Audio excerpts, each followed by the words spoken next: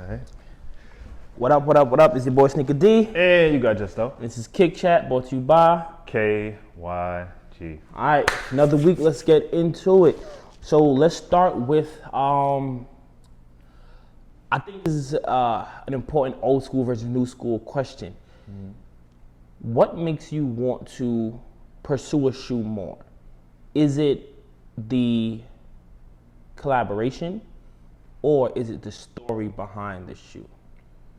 Well, for me, I love a good story, but I feel like I'm Jay-Z, right? You're who? Jay-Z. And I say that to say this, right? Not that I've accumulated his status or whatever. I just feel like he's the type of person that moves with the time. Like he's able to stay himself, but also moves with the time. And I feel like right now, in this time that we live in, societally based, it's about the collaboration. And while I love a good story and I love meaning or substance behind something, I feel like people like Travis drive it without a story. It doesn't have to be a story behind it. I feel like people like Virgil, while they did the process of how they made the shoes, It's not the story. Yeah, the light to dark, that crap. It didn't come from Virgil. He doesn't need a story. He doesn't need a story to sell his product. And I feel like Nike has been taking the story away from sneakers for so long that societally, you don't need a story. You need the person who people already have this association with, and then you'll sell your product. I feel the opposite way in the sense of a collaboration is cool, it'll get my attention, but put it like this, if the collab ain't hitting, I don't care who the collab is with. I don't really want it. You feel me? Like, an example would be those Dior ones. If I had got the opportunity to buy them, it would just be to flip. I don't think I would have kept them. You feel me? That collaboration can't hold me. There's been some Travis collaborations I didn't even attempt to get because, like, I didn't like the sneaker of itself. But when you think of, is it social status that's doing the free lunch? Yeah. When I first seen the actual sneaker, I wasn't impressed. Like, kept scrolling right past it, like it. But then I heard the story behind it. You know, they dropped the commercial, the free lunch, the kids, and I'm like, yo, that's kind of fire. You feel me? Because that makes that sneaker mean something to me. You feel me? Like growing up, public school, free lunch was a thing. You feel me? Like also, like when you think back in history, like, you know, free lunch program started with, like, you know, the Black Panthers in Oakland. So like that's means something to me. You feel me? Like when they had like little black boy open up the bag, like that resonated with me. So to me, that sneaker now is a cop. You feel me? Something that I feel like I need to have because that story resonated with me. Compared to if social stats just say, oh, this is our collab, I don't want that. You feel me? Like I feel like a story, if told right, could sell a sneaker, while a collab could be that advertising push for the sneaker. But if the sneaker's not fire, no one wants it. So I think, for me, definitely your story outweighs the collab. Pretty solid answer. And if you're Jay-Z, I guess I'm Slick Rick. Something about story time just gets me. I got you. So moving on to the next one, based off of, I won't say based off of, we did a skit a few weeks ago with the sneaker therapy. It was kind of funny. I think we need to, like, you know, revisit the therapist. I think that would be like a dope follow-up skit. But the other day, like, I was walking outside and it hit me like, yo, is Snkr, I seen an addict. You feel me? This guy, he was clearly tweaking on something. And like, while people were looking at him, and I was like, yo, people were looking at him like kind of disgusted, moving away from him and stuff like that. And I was just looking, I kind of felt bad, you feel me? Because I'm like, yo, he doesn't want to be this way. Yeah. You feel me? And I was like, you know, is sneaker addiction a real thing, or is it just like, or are people just irresponsible? And answer that, when you sent the questions along, I was thinking, is it? And it led me to, like, they go hand in hand. And So to answer your question, yes, sneaker addiction is a real thing. Okay. And I say that because I'm speaking for myself. When I see something that I want, I become fixated on that. And sometimes the fixation of something can lead to the irresponsibility of a person.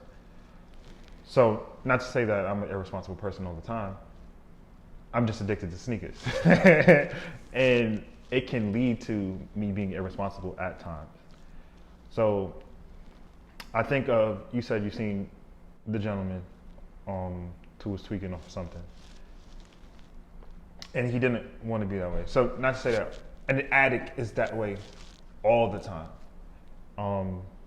They just have this one thing. I'd start when we were when I was discussing it, or we were talking about it pre-show. I talked about a person who suffers from alcoholism. Just because that person is addicted to alcoholism doesn't mean that, or it can lead to them being irresponsible in their daily lives because of the addiction being so strong. So yes, I have the Travises, I have the highs and the low. And throughout the course of, that release, I struck out both times on both sneakers. And immediately after striking out on the lows, because they released after the highs, and I wasn't trying to pay the resale for the highs, I said, all right, how am I getting the lows? Because of the addiction, because I needed that fix. I needed to have a complete set. And because I feel that in my mind, like, hey, I need to have this complete set, I know that I'm addicted to just like even the process of getting sneakers can be the addiction. So I know, speaking for myself, then. When you say that process, it reminds me of like, a documentary I watched on gambling addiction, where it's like, it's not really always, the win or the loss. Sometimes it's being there. You feel me? Like being in the casino, being at the the tracks or wherever it is that you're gambling, being there, like that scene, that energy for some people, like that's part of the addiction. And even when it comes to saying like, can sneakers be addictive? I kind of feel like, bro, don't say that. Like when you think of all the addictions in the world, like like there's some addictions like that are like serious. But I'll be honest, I really do think there is a sneaker addiction, and most people that I know that may be addicted to, like, the difference between like being a sneaker head, like there's some people that just they rock with sneakers, like they get them as they can, they're not going crazy, you feel me? But then there's some people who I think have an addictive personality. Now these people are usually the people that will fall into like alcoholism, gambling, because once they fixate, like you said, once they fixate on something, it becomes their world.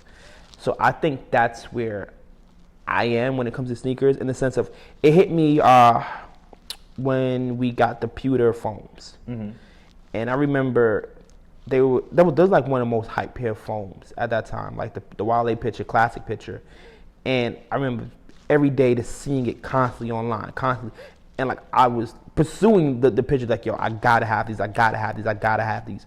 We get them from Nike Town. It was like a Friday night. I go home, put the box on my table, sneakers on the box, and I felt so empty. You feel me? I was like, all right, I have them. Now what? You feel me? Like, okay, what's the next thing? And like when you hear people that abuse drugs, they say things like that, like, all right, you get that fix, you get that high, but immediately after it's done, the next thing on your mind is like, where am I gonna get my next high from?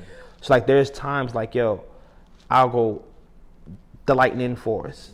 If you follow me on IG, I've been posting those things. Like actually, like Dot hit me, was like, I can't wait for these things to come out, just so you can stop posting them. You feel me? But like and when I got them, it was like, I got them. I've been waiting so long, and then I put them in the closet. You feel me? It's just like all right, so what's next now? And I'm like thinking about, I'm like, yo, this might really be an addiction. Like even to the fact where it's like, yo, I know I could sell some of my old joints, but it's like, yo, do I really want to let it go? And there's some sneakers I am not wearing, bro. I'm just gonna stay in the closet. Yeah. But it's like, yo, do you want to let them go? So I'm like, I don't know. I definitely think it's a real thing, and I would love, like, I know we do the skits on it, and it's funny, but I would love to see somebody like actually do, like, you know, the science behind it and do like the research on it. Like, yo, is sneaker addiction like a real thing? Yeah, I also feel like we give addiction a negative connotation, because you can be addicted to just being happy. Like I want to be happy so much that I enjoy making other people happy. So there are plenty of bad addictions like alcoholism or any other drug addiction, but sneaker addiction doesn't have to be bad. You know what I mean? Yo, you know, you might be right. It doesn't have to be bad. It might not be. I might just be addicted to stunting on these. Facts. You know what? My name is Snkr D, There you go. and I'm an addict. Facts. That's facts. All right, man. Let us know how you guys feel down below. One to start off with, let us know what means more to you. Is it the story or the collab? Also, is sneaker addiction a real thing? And if you think that you might be addicted to sneakers, let us know some of your addict stories in the bottom, man. Treat it like AA. Facts. And welcome to the club. Hey, dang it, John! You didn't count me in. Wait, what camera am I? We have one camera. Oh. Hey, back to you guys with another breaking news. Excuse my camera guy. He sucks at this. Many students are going back to school. I'm sorry? There's some more breaking news. My camera guy has now been fired. But many students are going back to school this year and are in need of some help or some few tips about what to wear when they get back to school. There are many types of students, though. There are students who don't wear uniform, and there are some uniform wearers. For you uniform wearers, the Championship Air Force One is always a good way to go. What is the Championship Air Force One, you say? Oh, that is what you refer to as the Black Nasties.